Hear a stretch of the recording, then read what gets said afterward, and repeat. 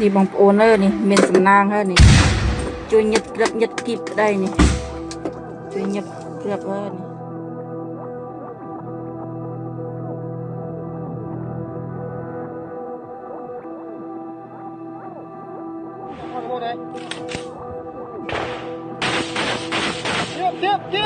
tiếp không tiếp cháu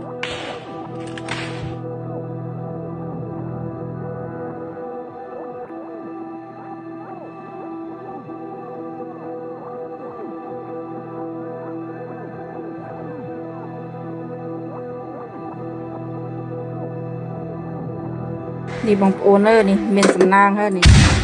ช่วยยัดรับยัดกิบได้นี่ช่วยยัดรับเฮ้นี่ช่วยยัดปลากิบได้ลายบังนี่พวกจมเมนสำนางเมนนี่นี่ให้ได้ติเฮียนชีวิตได้ติเฮียนต่อสู้โมก็คุมตะบัง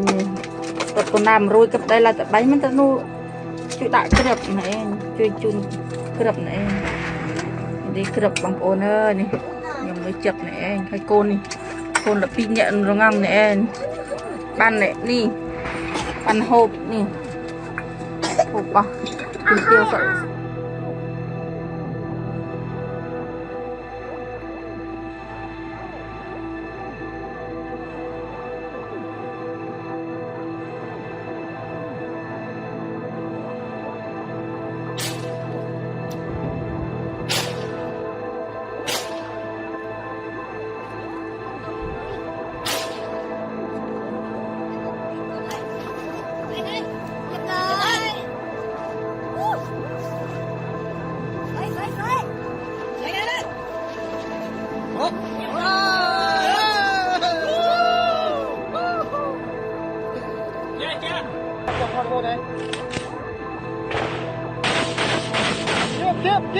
tiếp không tiếp cháu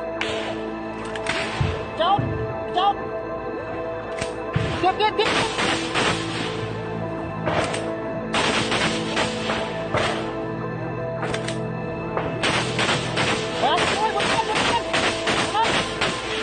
môi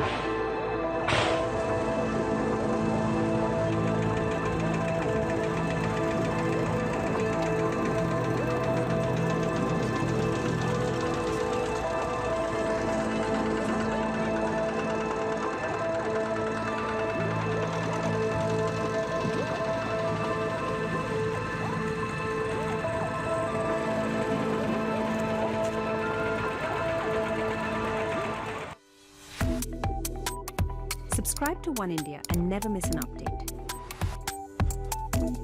Download the One India app now.